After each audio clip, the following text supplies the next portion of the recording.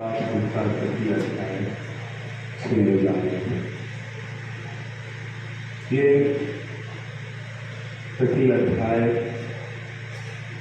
हमें लोक का वर्णन बताता है और अधोलोक मध्य लोक का विशेष करके इसके वर्णन है। इसके बाद लोक का वर्णन चतुर्थ अध्याय में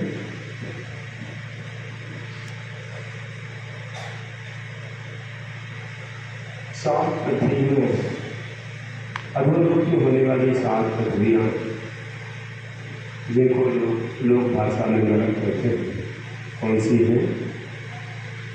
रत्न शर्करा बालुका कंक धूम तमो महातम प्रभा भूमियों भनामु आकाश प्रतिष्ठा सत्ता भूमिया। रत्न शर्करा बालुका पंक धूम तमो महातमः प्रभा भूमियो भनामु वाताकाश प्रतिष्ठा सप्ता धोखा। हाँ, प्रभा शब्द अंत दीपक, जो अंत में होता है और वह सब जगह प्रकाशित करे,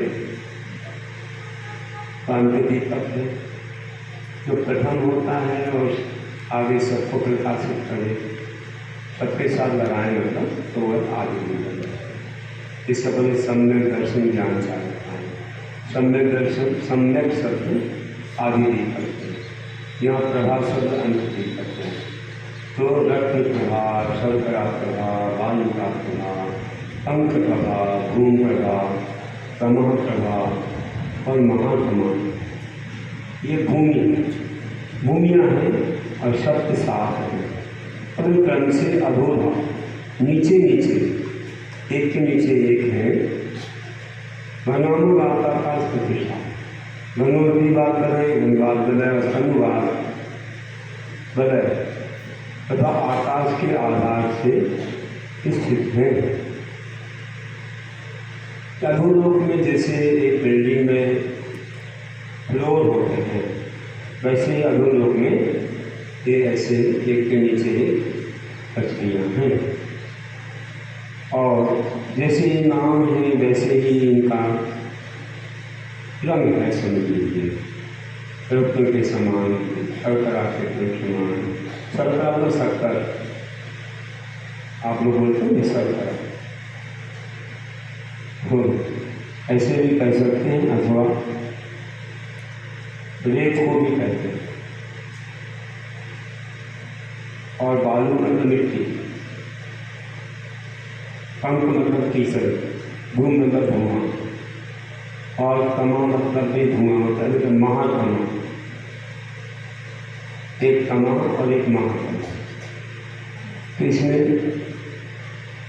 इस प्रकार से विशेषता है और इनके पुराने नाम अलग हैं, जैसे घम्मा, मनसा, मेघा, अंजना, अरिष्टा, मघवा और माघवी नाम से सात नाम निकलते हैं। जो पहली पृथ्वी है और कितनी मोटी है? पहली पृथ्वी 1,80,000 योजन मोटी। इसकी मोटाई के 3 भाग हैं, जिन्हें खड़भाग, अंगभाग और अबहुल भाग बोलते हैं। पहली रत्नभाग पृथ्वी के 3 भाग हैं। खड़भाग 16,000 योजन मोटा है। उसमें ऊपर और नीचे 1,000 योजन छोड़कर बीच के 14,000 योजन में असुर कुमारों और राक्षसों के निवास। मतलब नीचे जो देव रहते हैं अधोलोक के देव, जैसे अन्य परमावती वगैरह जी लोग बोलते हैं, तो वहाँ पर ये रहते हैं। शेष 9 और 7 प्रकार के भवनवासी और दंतर रहते हैं। तो वहाँ पर कौन रहते हैं? असुर कुमार राक्षसों की सिवाय, मतलब छोड़ करके शेष 9 और 7 प्रकार के भवनवासी दंतर रहते हैं। पंख प्रभा में असुर कुमार और राक्षस रहते हैं और अबहुल भाग जो है उसमें प्रथम नरक,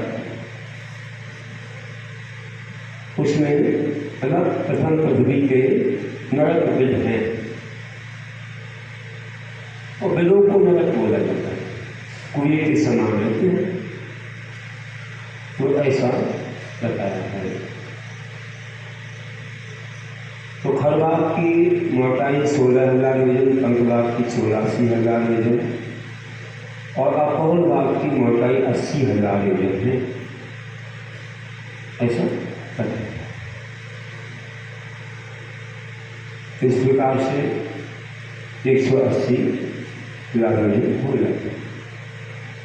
तो ये भूमियाँ गंगोत्री बागवलय के आधार से, ये बागवलय जैसे हमारा लोक है, इस प्रकार लोक है, नीचे 7 राजू, फिर कम होता हुआ 1 राजू, फिर 5 राजू और फिर 1 राजू चलता है चला। और बागवलय जो चारों ओर हैं वे बागवलय जो कि बहुत ठोस बात है, वायु है, और वे बागवलय जो हैं पूरे लोक के आधार हैं। उनमें गंगोत्री बागवलय पहले आधार है, फिर गंगोत्री बागवलय आधार है, फिर गंगोत्री बागवलय घन बागवलय के आधार से है, घन बागवलय तन बागवलय के आधार से, और तन बागवलय आकाश के आधार से, आकाशीय के आधार से, क्योंकि आकाश सबसे बड़ा और अनंत है, इसलिए उसका कोई दूसरा आधार नहीं। एक उदाहरण हम समझते हैं कि एक खिलौना होता था, आज भी होता होगा, बच्चे लोग खेलते थे तो ऐसे उसको फेंकते,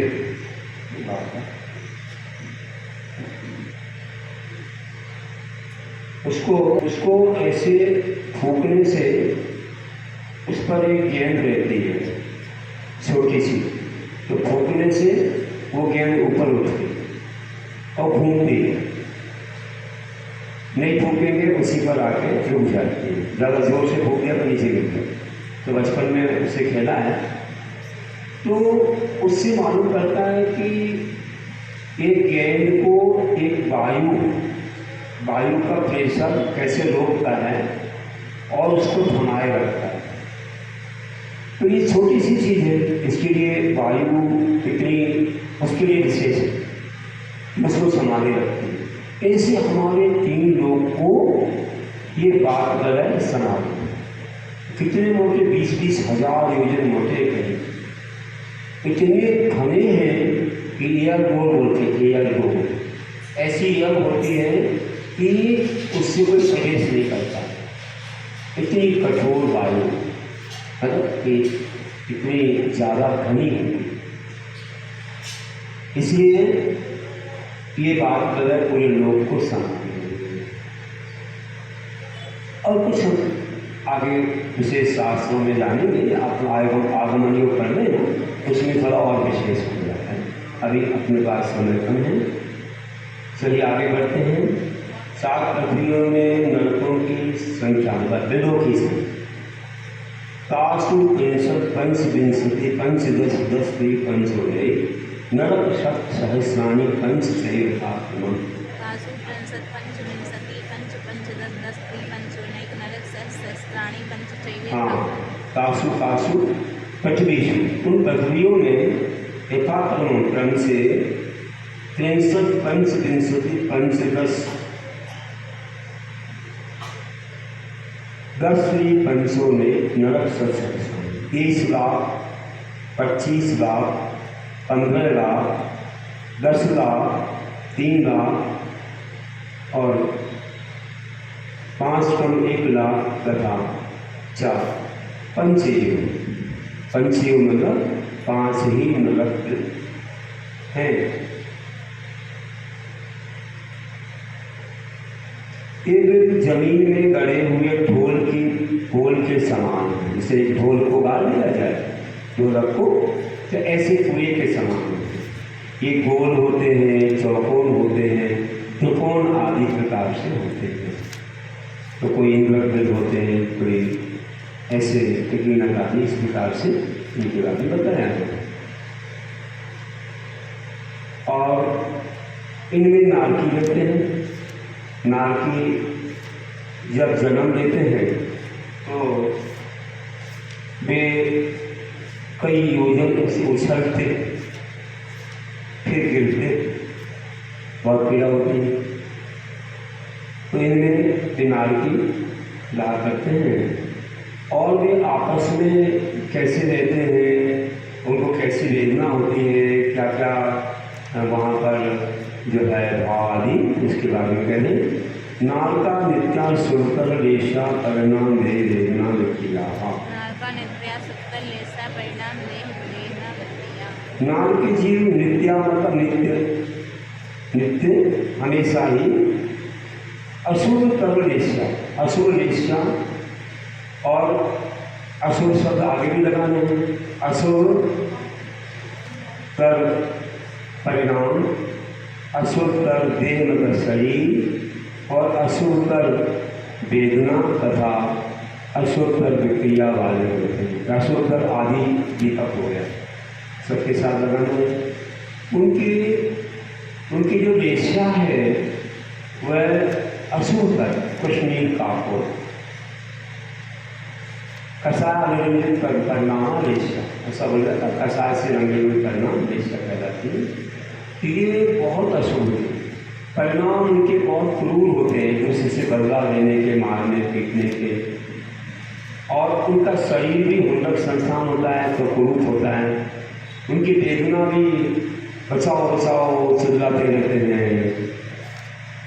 और विक्रियाएँ भी, कोई शेर बन जाता है, कोई भालू बनता है, कोई कुछ सर्प बन जाता है, ऋषि बन जाता है, कोई अस्त्र शस्त्र का रूप ले लेते हैं। ऐसे ये इनकी विक्रियाएँ होती हैं। और कैसे होते हैं? परस्परो देवी दुखा।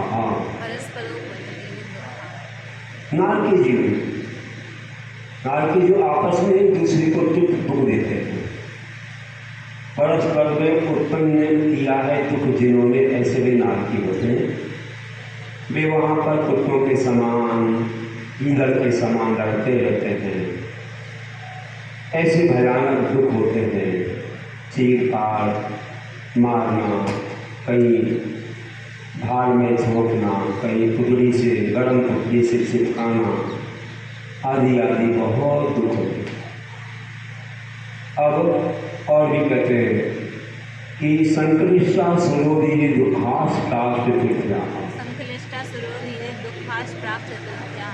और प्राप्त पृथ्व्या मतलब चौथी पृथ्वी से पहले, अतः तीसरी पृथ्वी तक वे नारकी संकलिष्टा सुरोधि दुखा, संकलित परिणाम वाले असुर कुमार। असुर कुमारों में भी अम्बावरीश जाति के असुर कुमार देवों के द्वारा उत्पन्न किया गया है दुख, जिनको ऐसे वे होते हैं। अर्थात तीसरी पृथ्वी तक जाकर अम्बावरीश जाति के देव जो कि असुर हैं, उन्हें पूर्व वैर का स्मरण करा करके आपस में लड़ाते हैं, लड़ाते हैं और मजा लेते हैं, आनंद लेते हैं। जैसे आजकल लोग टीवी देख करके लड़ाई देख करके और तरह तरह की बातें देख के बहुत खुश होते हैं।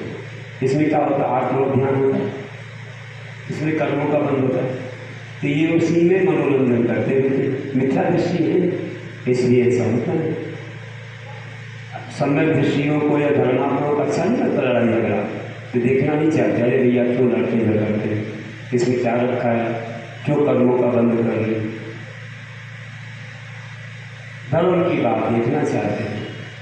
आजकल लोग ऐसे हैं, अभी कोई भगवान निकले, गुरु निकले तो घर के बाहर नहीं आएंगे, कोई झगड़ा हो जाए तो पूरा घर बाहर आ जाता है देखने के लिए कि कौन किसको मारता है, देखने। तो ये इसमें ज़्यादा रुचि, मिथ्या दृष्टि लोगों को, कसाई लोगों को इसमें रुचि जाता है। तो ये जो चीज़ है ये बहुत तीव्र कर्म का हो। और नारकियों की आयु संबंधी विशेषता तेसरी सप्तदश द्वादश त्रिशत सावको सत्वाना परास्थिति।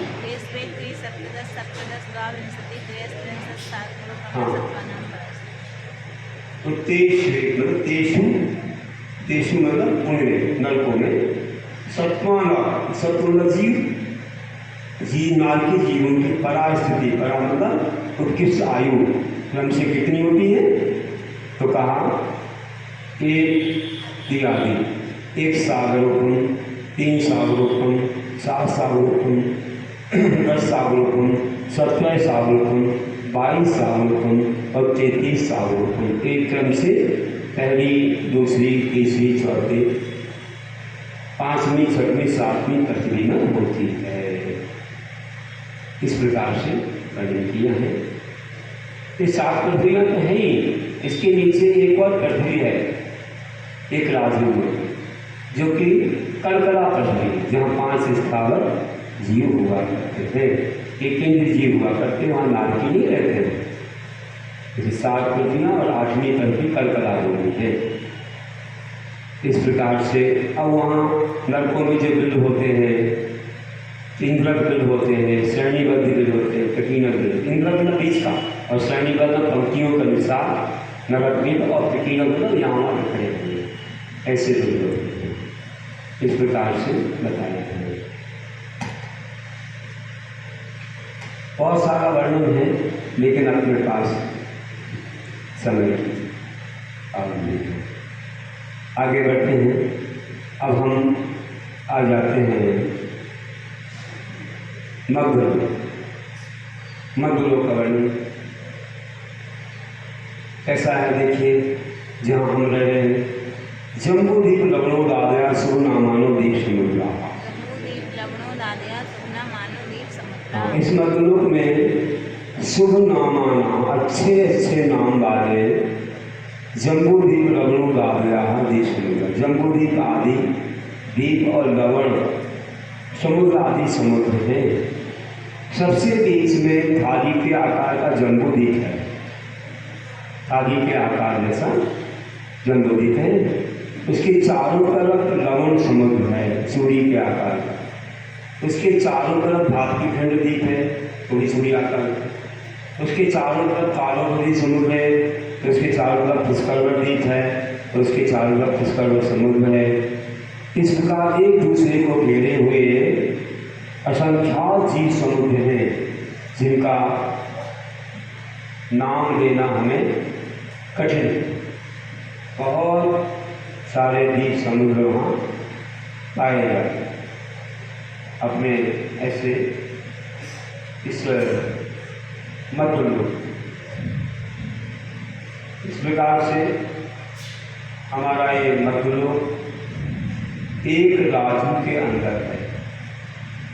एक राजू जो होता है वह कितना बड़ा होता है? एक राजू बहुत बड़ा है, जिसमें ये द्वीप पाए जाते हैं। एक राजू का उपमा दी जाए तो स्वर्गलोक से अगर 1000 किलो का एक लोहे का गोला छोड़ा जाए और वो गिरता रहे, कितनी तीव्र गति से गिरेगा बताइए आप? 6 महीने तक जहाँ तक जाए गिरते हुए, कहीं रुके ना, 6 महीने तक उतना एक राजू ऊपर से गिर रहा है, सोचो। और 6 महीने तक जाता ही नहीं, ऊपर से गिर रहा है, उतना एक राजू, इतना इससे अबोरे 14 राजू ऊंचा हमारा लोग। मग्धलोक हमारा एक राजू। तो ऐसे हम देखते हैं और भी समुद्र हैं। पुष्करवत के बाद गरुणीवर द्वीप, गरुणीवर समुद्र, क्षीरवर द्वीप, क्षीरवर समुद्र, गजवर समुद्र, गजवर द्वीप, गजवर समुद्र, छौगवर द्वीप, छौगवर समुद्र, नंदीश्वर द्वीप, नंदीश्वर समुद्र, अरुणवर द्वीप, अरुणवर समुद्र, अरुणाभास द्वीप, अरुणाभास समुद्र, कुंडलवर द्वीप, कुंडलवर समुद्र, शंखवर द्वीप, शंखवर समुद्र, ऋषभवर द्वीप, ऋषभवर समुद्र। ये 13वां जहाँ तक अपने से क्या रहते 458। फिर भुजंगवर द्वीप, भुजंगवर समुद्र, कुशवर द्वीप, कुशवर समुद्र, कौंसवर द्वीप, कौंसवर समुद्र, ऐसे असंख्यात द्वीप समुद्र अरे जाते हैं। इस प्रकार से हमने है ना। और आगे कहेंगे कि ऐसे ये द्वीप समुद्र हैं और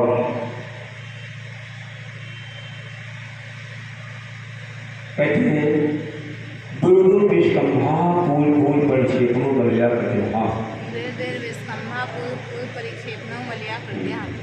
दूर विस्कंभा मतलब प्रत्येक द्वीप में दूरी में दूने दूने विस्तार वाले पहले के द्वीप समुद्र को घेरे तथा चूड़ी के आकार वाले थे। अब चूड़ी का आकार बोल दिया, लेकिन उसमें इतनी जगह है कि हमारे से डबल रचना वहाँ पर। यहाँ एक मेरू पर्वत है और 6 कुलाचल है, 7 क्षेत्र हैं, तो वहाँ इससे डबल व्यवस्था है। इससे दुगने हैं कहाँ पर भारतीय भोजन, उससे दुगने फिर आगे पुष्करवट द्वीप में होना चाहिए है, लेकिन एक बीच में मानसून का पर्वत आ जाता है, इसलिए रचना आधी है। किससे आधी है? जो वहाँ डबल होना चाहिए उतनी आधे नहीं बचे। इसे जैसे यहाँ एक सुमेरु पर्वत रात्रिखंड में 2, उससे 4 होना चाहिए पुष्कर में, लेकिन नहीं, मतलब नहीं है वहाँ केवल आधे में रचना होने से 2 ही मेरु पर्वत हैं और जैसे डबल रचना रात्रिखंड है वैसे ही होता है। जैसे पंचमेरु बोलते हैं, 2.5 द्वीप इसलिए बोलते हैं, एक ये जम्बूद्वीप, एक रात्रिखंड और एक पुष्कराल, इसे 2.5 द्वीप। अब आगे चलेंगे। इतना है कि 2.5 द्वीप तक ही कर्म भूमि है, क्या मनुष्य क्षेत्र है। उसके बाद भूभूमियाँ हैं। अंतिम स्वयंभू अगर द्वीप है उसमें आधे में तो स्वयंभू पर्वत है, जो अंदर में भूभूमि और बाहर में कर्म भूमि, लेकिन मनुष्य नहीं है। त्रियंश कर्म भूमि के त्रियंश बड़ी बड़ी अवधारणा वाले, वहाँ भी अनुवृत्ति भी हो जाते हैं। अनुवृत्ति कैसे हो जाते हैं? बहुत संख्या है, क्योंकि डबल डबल विस्तार है। जितना वहाँ का विस्तार है उतने सारे समुद्र द्वीपों का विस्तार है, मात्र वहाँ का अकेला इतना विस्तार, और वहाँ से ही स्वर्गों की सीटें भरी जाती हैं, क्योंकि इतनी संख्या में त्रियंश से वे अनुवृत्ति बन जाते जाति संबंध से, किसी को उपदेश से, देवादि के उपदेश से वे अनुवृत्ति बन के और स्वर्गों में इंद्र बनते हैं। आचार्य जी बोला करते थे गुरु महाराज कि स्वर्गों में इतने असंख्यात देव हैं, यहाँ से उसकी पूर्ति नहीं हो सकती, वहाँ से उनकी पूर्ति। यहाँ तो मनुष्य लोग अनुवृत्त लेने से डरते हैं, वहाँ तो त्रियंशों के भी हो जाते हैं। चौथे काल में यहाँ तो होते ही थे, अभी भी किसी को हो जाए। फिर कहते हैं जम्बूद्वीप का विस्तार आकार कर्णमध्य मेरु नाभि व्यक्ति वजन 7 सहस्र विस्कंभो जम्बूद्वीप। कर्णमध्य उन सब द्वीप समुद्रों के बीच में मेरु नाभि, सुदर्शन मेरु है नाभि में, जिसकी ऐसा तथा वृत्ता आदि के समान गोल और योजन 7 सहस्र विस्कंभा, 1 लाख योजन विस्तार वाला जम्बूद्वीप है। हमारा जम्बूद्वीप 1 लाख योजन विस्तार वाला है। अब इसमें जो क्षेत्र हैं उनके नाम लिए जा रहे हैं। भरत हेमंत हरि विदेह रमत हैरण्यवती गावत वर्षा क्षेत्राणी।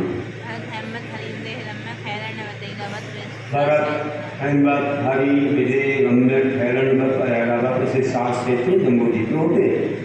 7 क्षेत्रों के विभाग करने वाले बीच में जिनसे विभाग होता है पर्वत में कौन से हैं? तद व्याधियों पूरा प्रयाता हिमन महाहिमन निश्चल नील रुक्मी शिखरनो वर्षभर करता।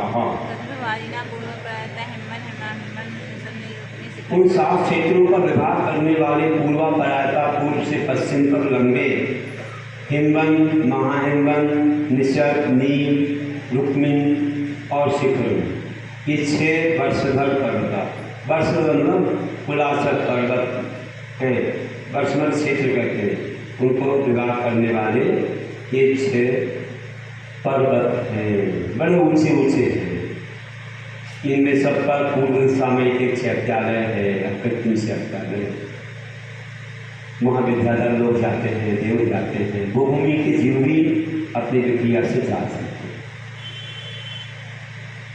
अब कहते हैं इनका रंग कैसा है, कैसे है, ये किससे बने हैं।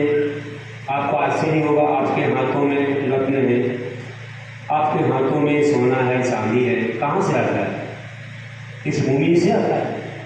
अरे भूमि में अंदर ऊपर तो आपको ये मिट्टी दिख रही है, वे पर्वत ही उसके बने हुए हैं। आपने नहीं देखा है, कभी देखा हो, देव बन के देखा हो, अगले गाँव में देखेंगे, जो देव बनेंगे वहाँ जाके देखेंगे, आपको आश्चर्य होगा कि ये पर्वत ही उसके बने हुए हैं। हेमार्जन अपनी बैठू जो थे मना, ये पर्वत क्रम से हेम मतलब स्वर्ण, अर्जुन मतलब चांदी, तपनी मतलब तपे हुए स्वर्ण जैसे लाल जैसा था, बैडूर बैडूर नीलमणि, रजत चांदी, और हेममया स्वर्ण के समान, स्वर्ण के समान स्वर्णमय है। मया जो लगा है मय करता है, तन्मय के अर्थ में लगता है। वक्त कह देते तो समान, और मया कह दिया मतलब मय करता है, तन्मय करके। गुरु महाराज समझाया करते थे, वो इनको ये ना माने कि ऊपर से रंग मार कर, नहीं है, ये तो अनादिकाल से कभी ना मिटते हैं। हमारे यहाँ के पर्वत तो क्षीण हो जाते हैं बरसात से, छोटे छोटे होते चले जाते हैं, मिट्टी घुलती चली जाती है। शिखर जी कितना बड़ा था, 12 योजन में, गिरगी और हजारीबाग पूरा एरिया समझे शिखर, आज इतना छोटा था, आदिनाथ देव तक में चल जाए, इतना छोटा था, अब तो और छोटा होता जाएगा। पंचम काल के अंत तक तो क्या मालूम एक हाथ का बचेगा, 18,000 वर्ष में क्या होगा। फिर तो प्रलय आएगा और फिर रचना होगी, फिर बहुत बड़ा हो जाएगा प्रलय के बाद, बहुत विशाल। तो कहने का अर्थ है कि वे वाले पर्वत कभी वहाँ ऐसी बरसात भी नहीं आती, और किसने वे तो जैसे हमारे सूर्य चांद कभी मिटते नहीं है, किसने बनाया बताओ, हमारे ऊपर से जाते आते हैं, कभी कम ज़्यादा होते हैं, ऐसे वे पर्वत भी अब कृत्रिम हैं, हमारे चैत्यालय भी अब कृत्रिम हैं, उनको कोई ना कोई बनाता है ना कोई मिटाता है, और ऐसे इनसे बने हुए। देखिए कितनी विशेषताएं। अब देखने की इच्छा हो जाएगी सबकी, कब देखेंगे। हमने समृद्ध सर्टिफिकेट तो दे दिया, अब स्वर्ग में जाओ, फिर जाना देव बन के, सबको दिख जाएगा। और कहते हैं उनके ऊपर कुछ विशेषता है। क्या विशेषता है उन पर्वतों में, और क्या है? मणि विचित्र पार्श्व और परिमूलित तुल्य विस्तारा। हाँ, एक पर्वत मणि विचित्र पार्श्व, जिनके दोनों पार्श्व बाजू के भाग तरह तरह की मणियों से खचित हैं। ये मणि कहाँ से आती है? वैरूर मणि, पुखराज, ये कहाँ से आते हैं बताइए? ये सब वहाँ पर सब स्थित है, इस भूमि में भी है, उनसे खचित है। और ये ऐसे नहीं है पर्वत जैसे यहाँ नीचे सोला रहता है, ऊपर सकरा हो जाता है, ऐसे नहीं है। ये बोल रहे हैं कि वे ऊपरी मूली चा से मंदिरी में, ऊपर नीचे और बीच में तुल्य विस्तार, दीवार के समान खड़े हैं। वे ऐसे नहीं है कि ऐसे आ जाते हैं, ये दीवार के समान खड़े हुए हैं। किसी ने नहीं बनाया, सूर्य चांद को किसी ने नहीं बनाया, इनको भी किसी ने नहीं बनाया, अनादिकाल से ऐसे ही। केवल हमारा मेरू पर्वत गोल है, ताकि ये पूर्व से पश्चिम, पूर्व से पश्चिम तुल्य विस्तार वाले, ये तो विशेषता है। तत्वाचार्य लिख रहे, हमने कभी ऐसी चीज देखी नहीं है, सब देख भी ली तो भूल गए।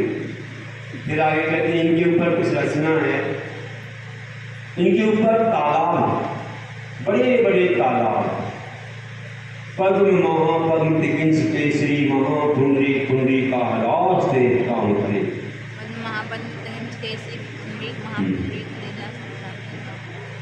तेषामुपरि तेषामुपरि तेषाम कैसा पर्वतानामुपरि, पर्वतों के ऊपर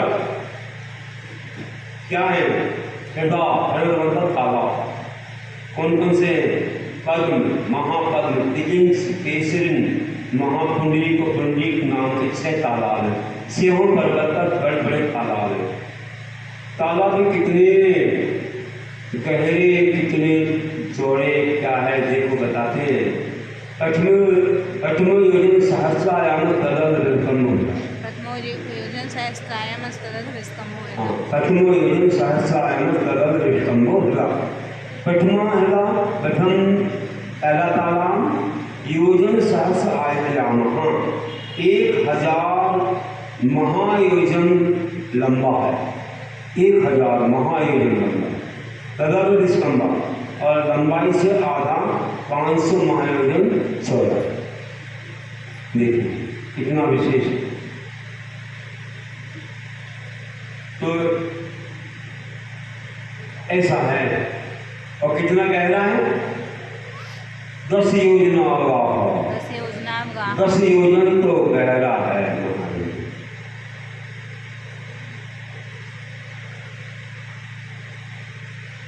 इस प्रकार से बताया 2000 कोष का एक योजन कितना 4 कोष बड़ा नहीं है। महायोजन बहुत बड़ा है। फिर अब और देख लो विशेषता देखो कैसे देवलोक कहाँ रहते हैं। मध्यलोक में रहने वाले देव देवियाँ तीर्थंकर की सेवा करने वाली देवी का नाम आ रहा है। वो कहाँ रहती है? कैसे तालाब में रहती है। कैसे रहती है देखो अब बताते हैं। तन्मध्ये योजनम पुष्करम। तन्मध्ये तन्मध्ये उस पद्म सरोवर के बीच में योजन 1 योजन लंबा और चौड़ा पुष्करम एक कमल है।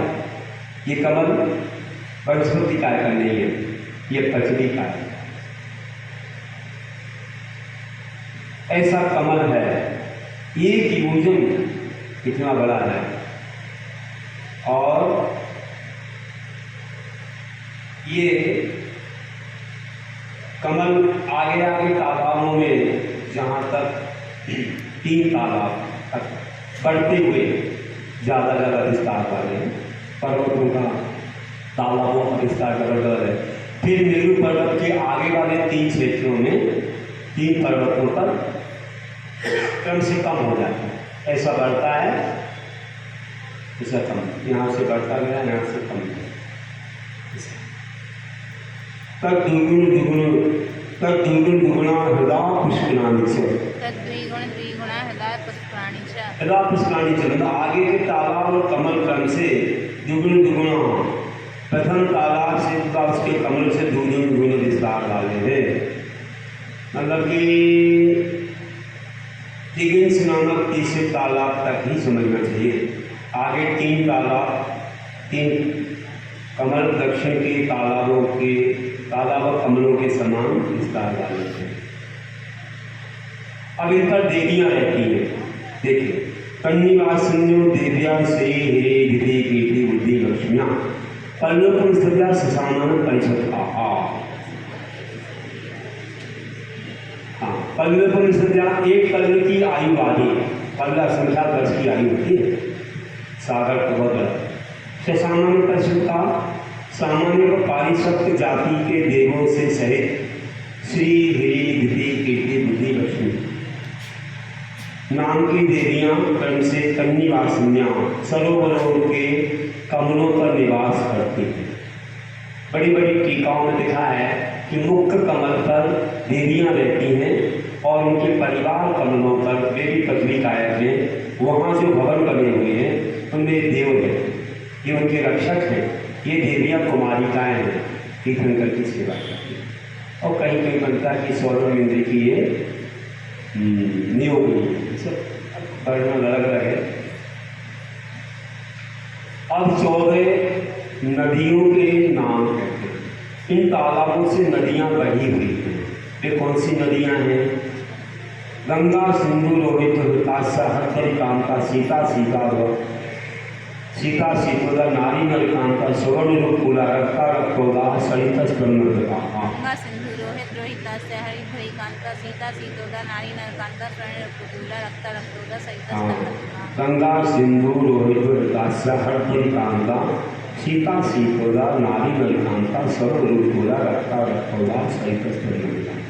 तो गंगा सिंधु रोहित रोहितास्य हरित हरिकांता सीता सीतोदा नारी नलकांता स्वर्ण कूला रूपकूला रक्ता रक्तोदा, ये 14 नदियाँ जम्बूद्वीप के जो है पूर्वोत्तर 7 क्षेत्रों के बीच बहती है। तो पहले पद्म नामक तालाब से गंगा, सिंधु, लोहितास्या और छठे पुंडरीक नामक तालाब से रक्ता, रक्तोदा और स्वर्ण कूला, ये 3 नदियाँ निकलती हैं। 2 नदियाँ तो दक्षिण की ओर आती हैं, गंगा, सिंधु, और एक जो नदी है वह कौन सी, वह नदी उत्तर की ओर जा रही है।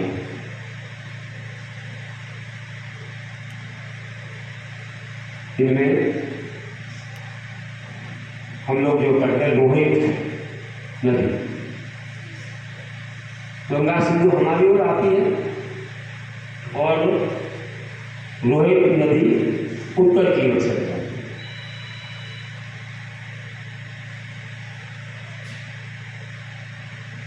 तो ऐसी व्यवस्था अब कभी नक्शे में तुम्हें समझाया जा सकता है कि कैसे उस दूसरे पर्वत से एक नदी दक्षिण की ओर, एक नदी ये उत्तर की ओर बहती है। तो एक यहाँ वाली नदी जो जा रही है वह उत्तर की ओर जा रही है और वहाँ वाली दक्षिण की ओर जा रही है, दूसरे पर्वत का ऐसे व्यवस्था है। और अंतिम पर्वत से एक नदी दक्षिण को जा रही है और 2 नदियाँ ऐरावत क्षेत्र में जा रही है। ऐरावत में आने से वहाँ 6 खंड हो जाते हैं। जब पहले हमारे हिमवंत पर्वत से 2 नदियाँ आती हैं तो विजयाल पर्वत बीच में है, 3 खंड यहाँ, 3 खंड वहाँ। क्यों 3 खंड है? वहाँ से नदी आती है तो 3 खंड हो जाते हैं, एक इस तरफ एक इस तरफ, इन दोनों नदी के बीच में। तो यहाँ आती है तो यहाँ भी ऐसे होता है कि गंगा सिंधु के बीच का 1 खंड और बाजू के 2, 6 खंड हमारे भारत में होते हैं, 6 ही खंड ऐरावत में। इसमें पहली नदी कहाँ जाती है, दूसरी कहाँ बता रहे हैं? दियोर दियोर पूर्वा पूर्वा, हाँ गंगा सिंधु इत्यादि दोनों नदियों में से पूर्वा पहली नदी पूर्व समुद्र को जाती है। जैसे गंगा आती है तो वहाँ पर पूर्व समुद्र की ओर चली जाती है। ये पूर्व है, ये पूर्व की ओर चली जाती है। जैसे यहाँ से अपन देख रहे हैं उत्तर है तो कौन सा भैया, ये पूर्व है, ये पूर्व है ना, हाँ यहाँ एक पूर्व है। तो ये उत्तर है। तो इस तरह मेरू पर्वत है, यहाँ ही हिमवंत पर्वत है। वहाँ से गंगा आई और ऐसी चली गई और सिंधु आई और हमारे यहाँ से होती हुई पश्चिमी चली। तो ऐसे खंड हो जाते हैं। अब ये वाली गंगा सिंधु है क्या वे? तो तुमको लोगों को बहुत कंफ्यूजन होता है, इनमें तो वो चीज़ मिलती ही नहीं है। और हम इनके आगे गए तो मनीष खंड आता ही नहीं, गुलाई खंडी, तो लगता है तो नाम वाली नदियाँ हैं। वे नदियाँ नहीं हैं जो नदियाँ, क्योंकि ये जो कैलाश पर्वत है इसको हम हिमवंत पर्वत नहीं बोल सकते, क्योंकि इनकी अलग ही आप बड़े बड़े सांस पड़ेंगे तो नदी जो पद्म तालाब से निकलती है, कोई पद्म तालाब है नहीं, वो गिरती है ना तो अनंत की प्रतिमा पर अभिषेक होता है, बहुत बड़ी अकृत्रिम प्रतिमा है उस पर। फिर आगे आती है और आने के बाद फिर 3 खंड गणेश खंड के, फिर विजयाल पर्वत है। विजयाल पर्वत इतना बड़ा है जिसकी गुफा से नदी आती है, दोनों नदियाँ 30 लाठी गुफाएं हैं और 25 योजन ऊंचा है, जिस पर चक्रवर्ती नहीं चढ़ता है। इतनी बड़ी काया वाला 500 वर्ष की काया वाला चक्रवर्ती अपनी सेना के साथ रुकता है इतनी सी गुफाओं से। उसके बाजू में जो दरवाजे रहते हैं उनको खोलता है अपने काफनी यंत्र से, 6 महीने तक आग निकलती है, रुकता है, फिर उससे प्रवेश करता है। उस पर्वत को नहीं जा सकते, वो विद्याधर लोग रहते हैं। और ये पर्वत तो कोई भी चढ़ जाए हिम्मत, ये तो कैलाश पर्वत तो सब जा रहे हैं, ड्यूटी लगी वहाँ, सब सेना लगी हुई है, वहाँ तो कोई पद्म तालाब भी नहीं है, इसको हम गंगा नदी नहीं मान सकते। और उसके आगे आप जाओ तो मलेच्छ खंड आना चाहिए, वहाँ नपुंसक नहीं होते हैं और स्त्री पुरुष होते, ये तो मलेच्छ खंड नहीं है, वहाँ तो और गंगा के उस पार जाओ और अच्छे क्षेत्र वगैरह, तो ये नहीं है नदियाँ। कहते हैं कि समुद्र का पानी ऊपर आ गया। हमारा आर्यखंड इतना बड़ा है कि ये सारे देश विदेश जो है ना, ये सब आर्यखंड है। ये आर्यखंड में इसके बाहर मलेच्छ खंड है, तो ये आर्यखंड में है, वहाँ तो तीर्थंकर विहार होता था, लेकिन समुद्र बीच में आता चला गया। जैसे कि मयलापुरम था मद्रास के पास, वो समुद्र में चला गया, उसकी प्रतिमा लोग ले आए, चित्तांबुल मठ में है, हमने दर्शन किया।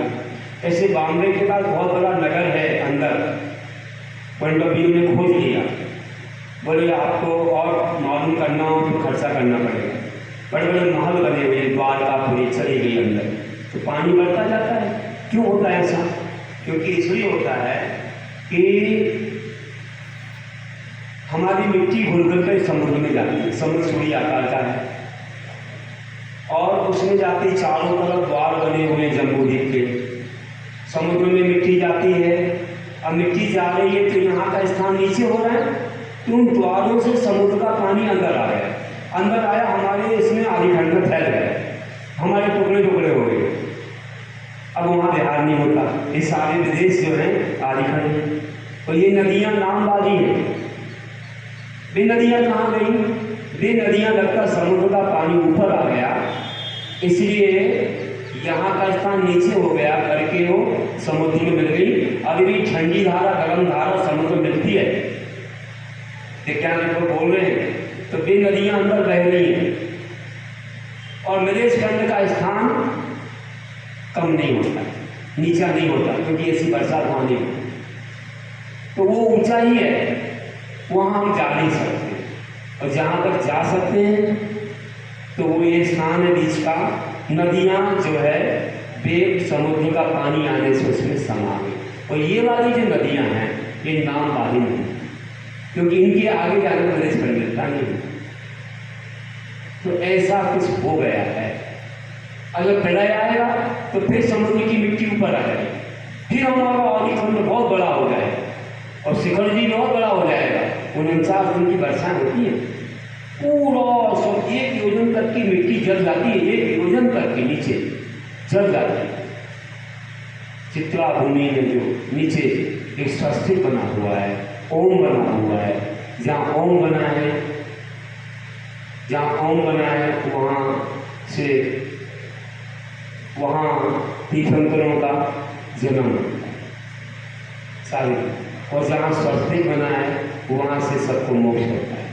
बस शिखर जी की रचना वहाँ हो जाती है, और जहाँ ओम बना है वहाँ अयोध्या की रचना।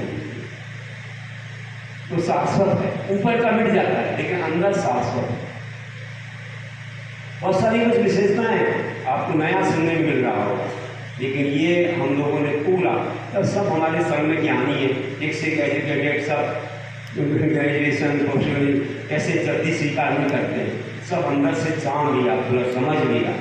तो ये जो है आज, नहीं तो हम लोग बोल रहे हैं क्या बोल रहे हैं, गंगा सिंधु के उस तरफ मलेच्छ खंड आना चाहिए ना, कहाँ है? ये नहीं है। और निकलने का स्थान भी वो नहीं है, क्योंकि पद्म सरोवर से गए, वहाँ तो पद्म सरोवर है, इधर छोटी मोटी गुफा से निकलने लग जाते, कहीं से भी छोटी धारा निकली और बस। तो ये होगा। और आप लोग गहराई से चिंतन करो, एक तो मैंने अपना चिंतन बताया है, और यहाँ जो लिखा है कि वर्णन कितना महान है, इसको श्रद्धा में लाने के लिए ऐसा दिखाएंगे तो ही फिट हो पाएगा, नहीं तो फिर अश्रद्धा ना हो जाए करके बताए। हमें तो बहुत अच्छी श्रद्धा हो गई, हमने जान लिया कि ये सब क्या व्यवस्था है। चलिए, और आगे कहते हैं शेषास्त्र पर्वत, शेष नदियाँ प्रत्येक जोड़ी की दूसरी नदियाँ पश्चिम की ओर बहती हैं, अर्थात सिंधु, रोहितास्या, हरिकांता, शीतोदा, नलकांता, रूपकुला, रक्तोदा, ये 7 नदियाँ पश्चिम समुद्र की ओर मिल जाती हैं। अब इनकी सहायक नदियाँ भी हैं, बीच बीच इनकी बहुत सारी उपनदियाँ हैं जो कितनी हैं, चतुर्दश नदी सहस्त्र परिवृता गंगा सिंधुवाद्यो नदियाँ। चतुर्दश नदी सहस्त्र परिवृता गंगा सिंधुवाद्यो नद्याँ। हाँ, गंगा सिंधुवाद्यो। गंगा और सिंधु आदि नदियों के युगल कितने 14 हजार नदियों से घिरे हुए, इनसे निकलती बहुत सारी नदियाँ। और आगे कहते हैं भरत क्षेत्र का विस्तार, भरत षड्विंशति पंचयोजन, भरता षड्विंशति पंचयोजन विस्तार षट्चैकोन विंशति भागा विंशति। भरता षड्विंशति पंचयोजन सद्विस्तार षट्चैकोन विंशति। भरत क्षेत्र का विस्तार कितना, षड्विंशति पंचयोजन सद्विस्तार 526 योजन विस्तार वाला। अच्छा, और योजन से एक योजन के 19 भागा, 19 भागों में से 6 भाग अधिक है, मतलब कि 526 सही 526.6 बटा 19 योजन है। अब कहते हैं तद द्विगुण दुगुणा विस्तारा वर्षा विदेहान का, तद द्विगुण दुगुणा विस्तारा वर्षा विदेहान, विदेह क्षेत्र पर्यंत जो बीच में विदेह क्षेत्र है ना, वहाँ तक वर्ष दर पर्वता, वर्ष दर वर्षा, वर्ष दर मतलब पर्वत और वर्ष क्षेत्र पर दुगुनी दुगुना, बर्फ क्षेत्र से दूनी दूनी विस्तार वाले हैं, बीच तक है और आगे फिर कम हो जाते हैं। उत्तरा दक्षिण तुल्ला, उत्तरा दक्षिण तुल्ला, उत्तर के अलावा से लेकर नील तक जितने क्षेत्र पर्वत आदि हैं उनका विस्तार वगैरह दक्षिण के क्षेत्र और पर्वत आदि के समान है। जैसे यहाँ से बढ़ता गया है और वहाँ से ले गए ना उत्तर से दक्षिण की ओर, तो वो भी वहाँ से बढ़ता हुआ रहेगा, ये यहाँ से बढ़ता है, अभी से वहाँ कमता हुआ, यहाँ कमता हुआ। फिर कहते हैं भरत वृद्धि आसो सर्वज्ञाभ्या मुसर्पण वसरणि, भरतैरावती वृद्धि आसो सर्वज्ञाभ्या मुसर्पण वसरणि, भरतैरावती वृद्धि आसो सर्वज्ञाभ्या मुसर्पण वसरणि। तो सर्वज्ञाभ्या मतलब क्या है, 6 समय, 6 समय का 6 काल, 6 काल मतलब जैसे अपन बोलते ना सुषमा सुषमा सुषमा भी ऐसे उत्सर्पणी और सर्पणी के नाम, उत्सर्पणी और सर्पणी के द्वारा भरतैरावती भरत क्षेत्र में वृद्धि रासव जीव की आयु ऊंचाई और उनके जो भी सुख संपदा आदि में घटती बढ़ती देखी जाती है कि उस सर्पणी में बढ़ता है, सभी सर्पणी में तो घट रहा है। आदिनाथ भगवान कितनी ऊंचाई थी, हमारी कम है, और भूमि में तो 3 कोस 2 कोस 1 कोस और फिर ये 500 धोनी शादी कम होती जा रही है। 6 काल में 1 हाथ की बचेगी, आयु वगैरह भी कहाँ 3 पद से शुरू हुई, अब 120 वर्ष की ज़्यादा है अधिक से अधिक, और फिर 6 काल के अंत में केवल 20 वर्ष की बचेगी। तो उस रत्नी काल आएगा तो बढ़ेगी कैसे, तो एक पूरा उस रत्नी काल और अष्टमी काल भी 10 कोड़ा कोड़ी सावन का होता है, दोनों को मिला दो उस अपनी और सपनी, तो ये कल्प काल होता है 20 कोड़ा कोड़ी सावन। जैसे पहला काल होता है ना वो 4 कोड़ा कोड़ी सावन, दूसरा जो काल है और 3 कोड़ा कोड़ी सावन, और जो है तीसरा काल है 2 कोड़ा कोड़ी सावन। कितने हो गए मिला के बताओ, 9 हो गए, 4 3 2, अब 1 कोड़ा कोड़ी, तो चौथा काल है वो 42,000 वर्ष कम 1 कोड़ा कोड़ी सावन। फिर पंचम काल 21,000 वर्ष कम, ये 21,000 वर्ष का, और छठा काल 21,000 वर्ष, सब मिलाओ 10 कोड़ा, 10 ये और 10 वो मिलाओ तो सत्रह 20 कोड़ा कोड़ी का एक कर्म। इनके यही सुषमा सुषमा सुषमा सुषमा दुष्मा दुष्मा सुषमा दुष्मा और अति दुष्मा ये होते हैं सपनी काल के, और उस सपनी में जो होते हैं इससे उल्टे होते हैं, तो वे भी जो है इस प्रकार से इनमें भी ऐसे ही लगा देना कि प्रारंभ होते हैं तो कम आयु पर बढ़ते जाते हैं। अब आगे बढ़ते हैं। ताभ्याम अपरा भूमि वस्थिता। हाँ ताभ्याम भरत ऐरावत से अपरा अन्य भूमियां क्षेत्र अवस्थित घटती बढ़ती रहित होते हैं।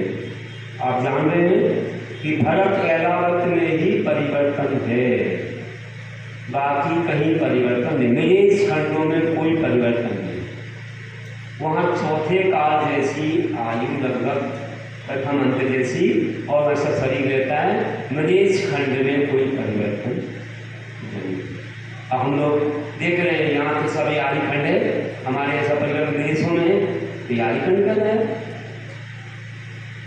और इतना ही नहीं, हेमवत आदि क्षेत्र जो हैं उनमें भी भू भूमियाँ हैं। जगन में भूमि हमारे यहाँ की अशाश्वत है, 3 काल भूमि 3 काल कर्म, वहाँ हमेशा भूमि है। हेमवत हरि विदे, विदे में उत्तर कुरु देवकुरु, तो ऐसे स्थान है। मेरु पर्वत कैसे गणतंत्र बोलते हैं, ऐसा और ऐसा। वहाँ पर उत्कृष्ट भूमि है, कभी परिवर्तन नहीं होता। 3 पद की आयु, उसके पहले वाले में मध्यम, उसके पहले वाले में जगन, और उसके बाजू में विदेश क्षेत्र में देवकुरु उत्तर कुरु के बाजू में कर्म भूमि है। तो वहाँ पर व्यवस्था क्या है कि 25 उपहृदय होते हैं। तो इस तरफ 16, इस तरफ 16, 8 है, बीच में नदियाँ निकली हैं तो 8 × 16, 8 × 16, ऐसे 32 होते हैं। उनमें 32 जगह तीर्थन कर सकते, 32 जगह 5 वही 6 खंड होते हैं, एक एक में 6 खंड, इतना बड़ा विशाल। ऐसे 5 महाविदय हैं, उनमें 32 32 160 उपहृदय हो जाते हैं।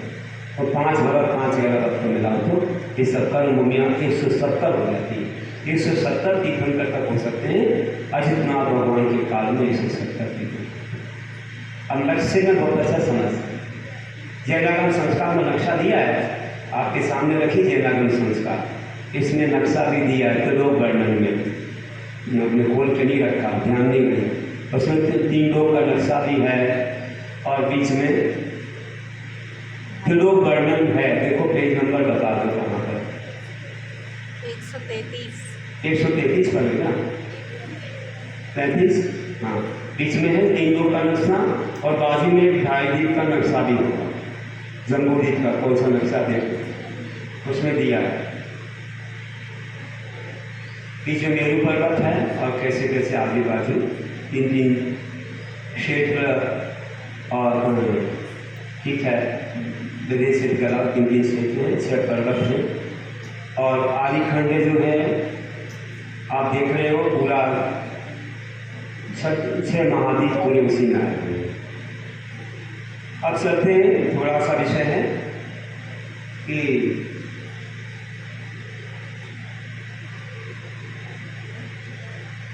इस 29 नंबर एकद्रित्रिपल्लुकम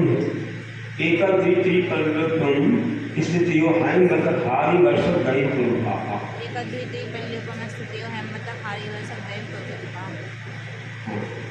ऐसे हेमवत हरि और देवकुरु, हम लोग आगे बढ़ते हैं ना, जैसे हेमवत हरि देवकुरु, देवकुरु मैंने कहा ना ऐसी गणतंत्र टाइप में करना, मेरु पर्वत के बाद बना ना आगे चढ़ना का, वो देवकुरु है। उस तरफ ऐसा उत्तर कुरु, उसमें भूमि होती है। तो वहाँ पर क्या होता है, बोल रहे हैं कि वहाँ के निवासी मनुष्य की आयु क्रम से 1 पल 2 पल 3 पल, ये पद की आयु भूमि होती है, हमेशा एक समान रहे। तो हेमवत में 1 पल, हरि में 2 पल और देवकुरु में 3 पल। आजू बाजू विदेश क्षेत्र तो वहाँ को पूर्व कोटि की आयु अधिक से अधिक होती है। हाँ, तो चतुर्थ काल में पूर्व कोटि की आयु पाई जाती है। और पूर्व कोटि क्या होता है, तो 7 नील 5 खरब 60 अरब वर्ष प्रमाण एक पूर्व कोटि होता है। इतना बड़ा एक पूर्व कोटि होता है। और एक पूर्व कितना है, 84 लाख वर्षों का एक पूर्वांग होता है और 84 लाख पूर्वांगों का एक पूर्व होता है। चलिए, तथोत्तराः, उत्तर के क्षेत्रों और मनुष्यों, उत्तर के क्षेत्रों के मनुष्य 300 की आयु हेमवत आदि क्षेत्रों के मनुष्यों त्रियंशों के समान। और पूरी व्यवस्था जैसी हमने विदेश क्षेत्र पढ़ी, उसमें भी वही व्यवस्था वैसी है। और कहते हैं विदेश संख्या का लाहा, हाँ, लेकिन विदेश क्षेत्र देवकुलोत्तर कुल को छोड़कर विदेश क्षेत्र में संख्या वर्ष की आयु वाले मनुष्य त्रियंश होते हैं। मतलब संख्या मतलब पद की आयु नहीं होती, पूर्व कोटि तक ले। इनमें ऊंचाई 500 वर्ष की और 1 करोड़ पूर्व वर्ष पूर्व तक की आयु होती है, अधिक से अधिक, कम भी हो सकती है किसी की। अब जैसे सुकुमार स्वामी को जवानी में चले गए, अंतर्मुक्त की आयु होती है। भूभूमि में फिक्स होती है, वहाँ कम ज़्यादा नहीं होती, 1 पर 1, 2 2 2 3। अब देखिए भारत क्षेत्र का विस्तार दूसरी तरह से भारत विश्वकर्मो जम्बूद्वीप नदी से होता है। भारत क्षेत्र का विस्तार जम्बूद्वीप के 190वें भाग, 190वां भाग, पूरा जम्बूद्वीप का जितना भाग है ना, उससे 190 भाग करो, उसमें 1 भाग परिमाण हमारे भारत क्षेत्र का। धात्की खंडे, धात्की खंड नामक दूसरे द्वीप में क्षेत्र कुलाचल मेरू नदी आदि समस्त पदार्थ जम्बूद्वीप से दूरे दूरे हैं। 2 मेरू, 2 ऐसे ही हमारे भारत से भारत हैदराबाद आदि 2 हैं। और कहते हैं पुष्कराल देशा, और पुष्कराल में भी दूरे दूरे, यहाँ से दूरे वहाँ चौगने होना चाहिए, लेकिन वो बीच में एक पर्वत आ है, इसलिए प्राण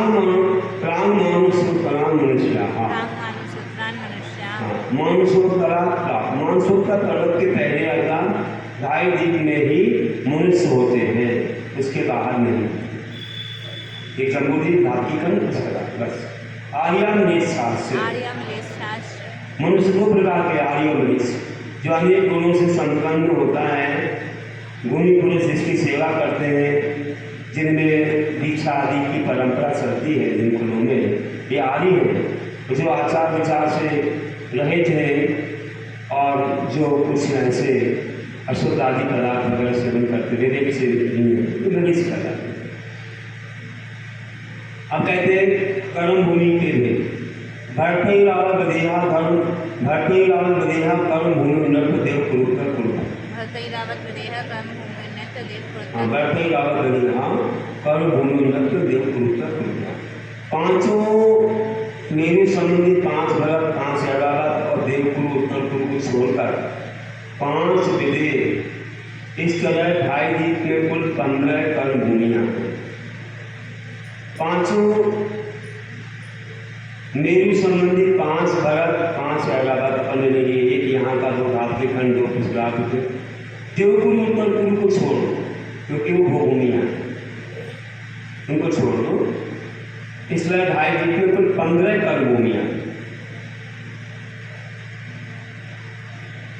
5 विदेह भी ले लेना, तो 5 भरत, 5 ऐरावत और 5 विदेह का देवकुरु उत्तर कुरु का स्थान छोड़, बस अन्य दे दिया। इस प्रकार से 15 कर्म भूमियाँ हैं, जहाँ पर 80 की वाणिज्य विद्या और शिल्प नामक के 6 कर्म होते हैं, वे कर्म भूमियाँ कहलाती हैं, जहाँ लोग पुण्य पाप दोनों करते हैं और जहाँ दीक्षा लेके कर्मों का क्षय करके मोक्ष दी जाने की सामर्थ्य होती है, वे कर्म भूमियाँ कहलाती हैं। मतलब जब चौथा काल आता है तीर्थंकर को, उस समय ये सब होता है। और कहते हैं कि मनुष्य की उत्कृष्ट आयु कितनी है? निस्त्री परावरे त्रिपल्यों मानतन होते हैं। मनुष्यों की उत्कृष्ट आयु 3 पल है। ये कहाँ होती है? उत्कृष्ट भूमि में। और जगन आयु अंतर्मुख की है। ये आयु तो कर्म भूमि में किसी की पाई जाती है, अंतर्मुख में भी कोई मरण कर सकता है। मतलब भूमि में अंतर्मुख की आयु नहीं होती है, उनकी फिक्स रहती है। और त्यज्ञो निजानाम च यज्ञो ने जाना त्र्यंचों की ऋषि प्रकाश से त्र्यंचों को उत्कृष्ट आयु और जगन्नायु क्रम से 3 फल और अंतर्मुख की 3 फल आयु भूमि उत्कृष्ट भूमि में पाई जाती है और जगन्नायु कर्म भूमि में पाई जाती है। इस प्रकार से वर्णन पूरा हो गया। अब थोड़ा सा विलम्ब हुआ, थोड़ा हो गया, पूरी चलिए। बोधि समाधि